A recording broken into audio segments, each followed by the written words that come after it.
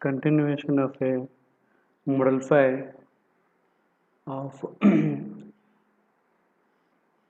radial flow reaction turbine. Okay, second bit. So work done for a. So in the previous session we have discussed the introduction and types of turbines. Okay, now work done for Pelton wheel turbine. So tangentially velocity at inlet of a Pelton wheel is given by V equal to V1 plus W1 plus U.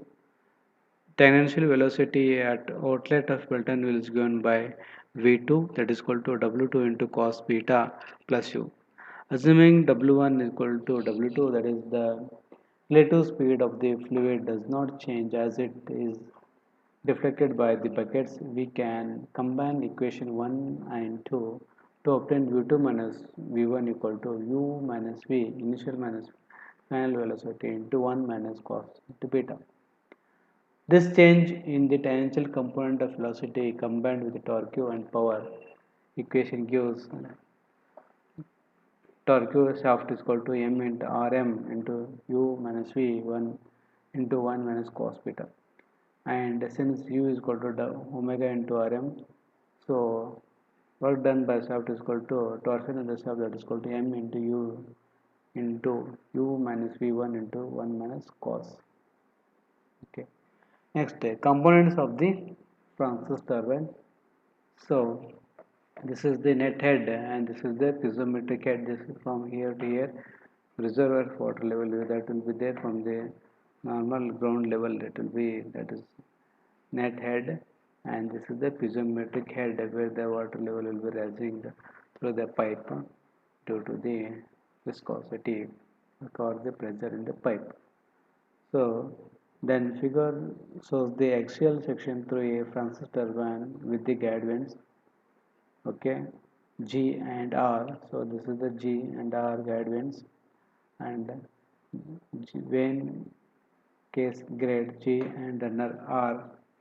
The runner is fastened to the turbine in shaft S. Here it is shaft S. Okay. Then next, velocity triangle for the Francis turbine. So U1 V1, that is the absolute velocity at exit of the runner is such that there is no val at the outlet VU2, that is equal to 0. Therefore work done per kg of water is equal to U1 minus V1 minus U2 minus V2 power P equal to P into Q into U1 V1 minus U2 into U2, where omega and omega normal means rotational speed for which the turbine gives the lowest energy loss at the, and it is represented mainly by v square upon 2 and highest hydraulic efficiency for the given angle alpha 0 for the guide vane canal. So these are the velocity triangle for three angular velocities. Okay. So guide vane setting for Francis turbine. Okay. So there are guide vanes in the Francis turbine. Then how it can be set? Okay. For regulating discharge Q of the turbine, the width of the guide vanes can must be varied. An increase in Q requires adjusting the guide vanes to a larger angle alpha naught, and a decrease of Q requires adjustment in the opposite direction. The regulation causes corresponding changes in the direction of the absolute velocity v1 according to the velocity diagram changes. Both the variations of this angular velocity omega and the regulations of the discharge q involve changes in direction and magnitude of the relative velocity w1. The relative velocity w2 varies accordingly in magnitude with the regulations of q. Moreover, the difference U1 V1 minus U2 V2 and thereby the power transfer is entirely dependent on these changes. The most efficient power transfer, however, is obtained by operating the condition when the relative velocity W1 coincides with the blade and angle B1 beta 1 at the runner inlet, and simultaneously the rotation components of U2 is equal to 0. Therefore, the hydraulic levers of all the reaction turbine runners are based on the data of rotational speed and discharge Q and net head H at which the optimal efficiency is desired. Okay. Then the components of the Kaplan turbine. Okay. Then velocity of the Kaplan turbine, how the velocity will be taking place. So this is the exit flow and this is the velocity triangle. Okay, this is the blade. So W3, beta 3, V3 is equal to Vx, that is V final velocity, U is the initial velocity, W2, and this is the beta 2, alpha 2, and U is the initial velocity, V2 is the final velocity. This is the entrance where the water will be entering, and this is the rotation will be taking place. And here it will be water will be flowing, and this is the flow of the exit flow of the water will be taking place. This is the R1 radius 1 from center of this turbine to the pipe. Okay. Next coming to the draft tube. In a reaction turbine, water leaves the runner with a remaining kinetic energy.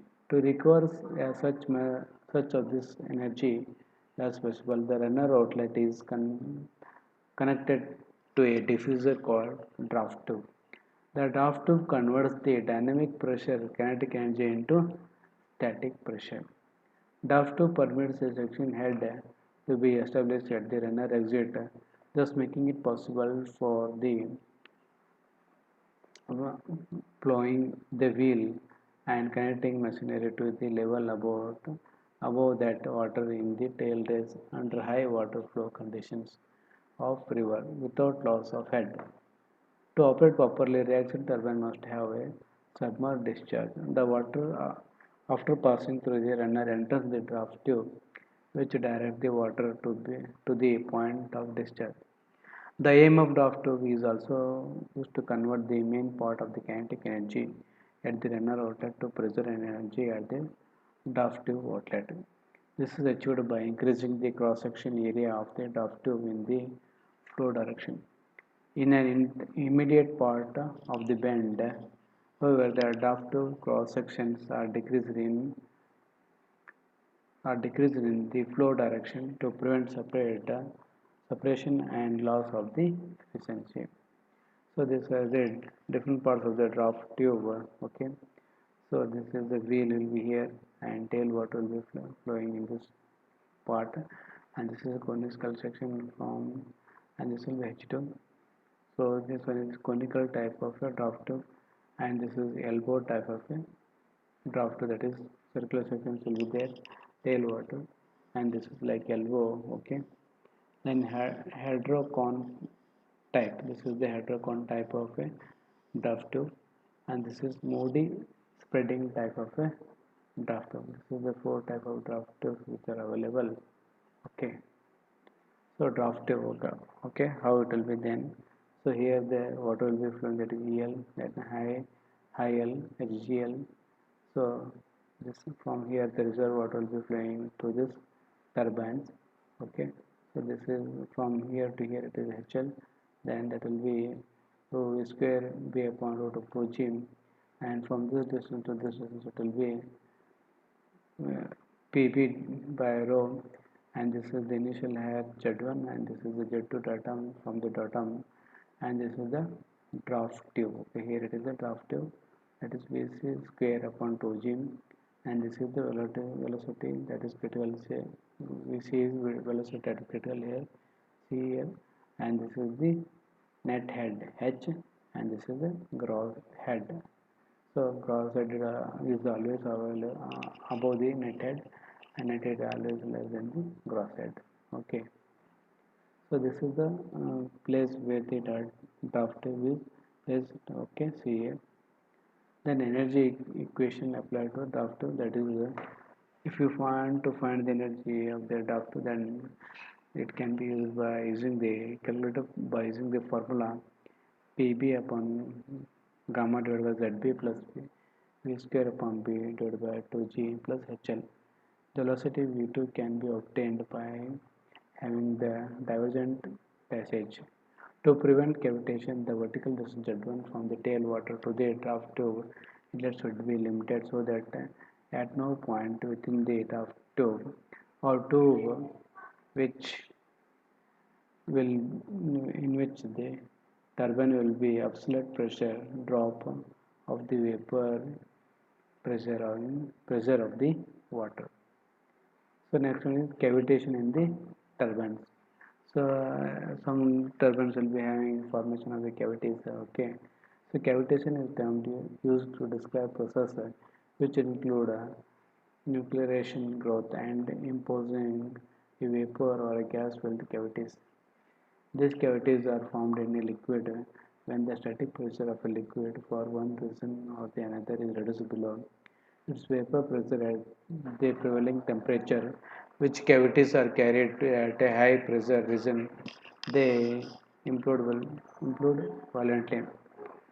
Cavitation is an undesirable effect that results in a pitting, moving vibrations, and loss of energy. If the nozzle and the bulk are not properly shaped in a impulse turbine, flow separate from the boundaries may occur at some operation conditions that may cause regions of the pressure and result in cavitation.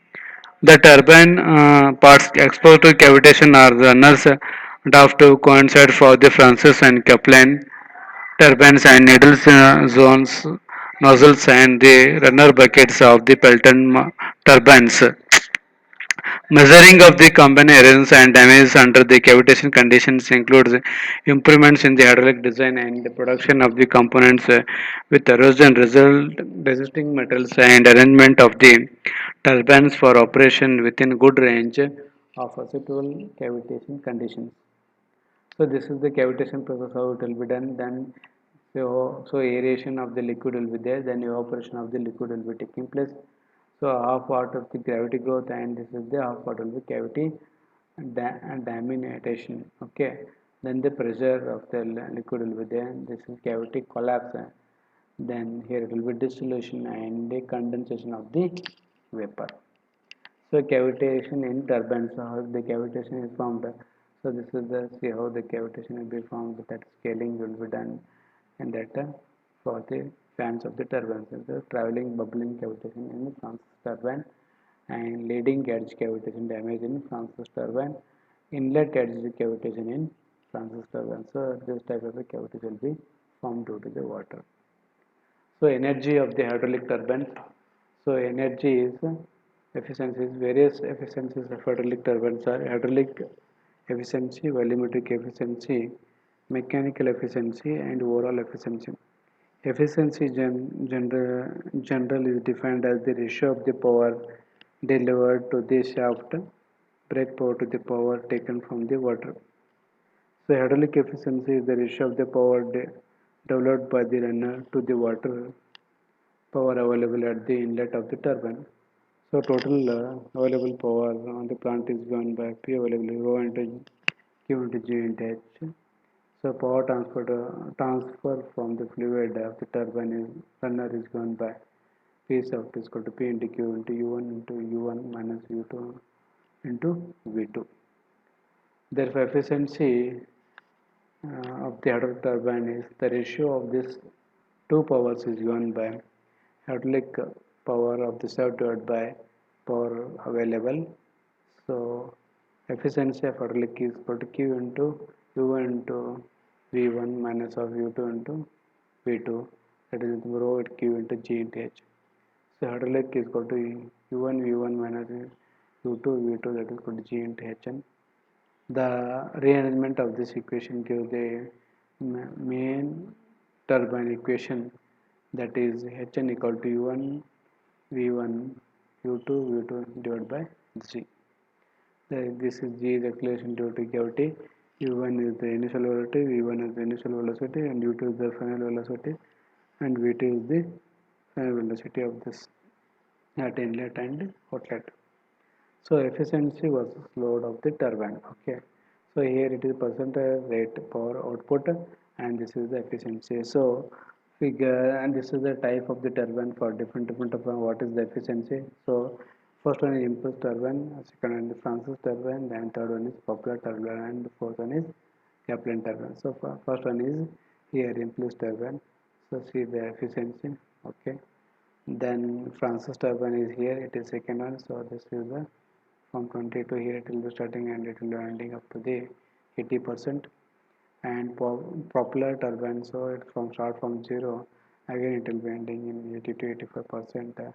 And fourth one is the Kaplan turbine, so this is the Kaplan turbine, so it starts from in between and end to the efficiency about 80 to 90%.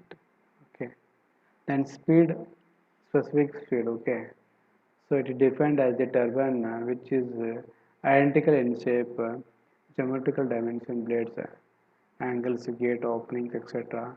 with the actual turbine, but of such an size that it will develop unit power when work done under unit. This is the speed which the runner of the particular diameter will develop 1 kilowatt power under 1 meter, that is NS is equal to N into rho P divided by H into 5 raised to 4. The specific speed is an important factor governing the selection of the type of the runner best suited for a given operating ranges. The impulse belt and turbine have very low specific speeds, that is relative to the Kaplan turbine. The specific speed of the Francis turbine lies between the impulse and Kaplan turbine. Thank you.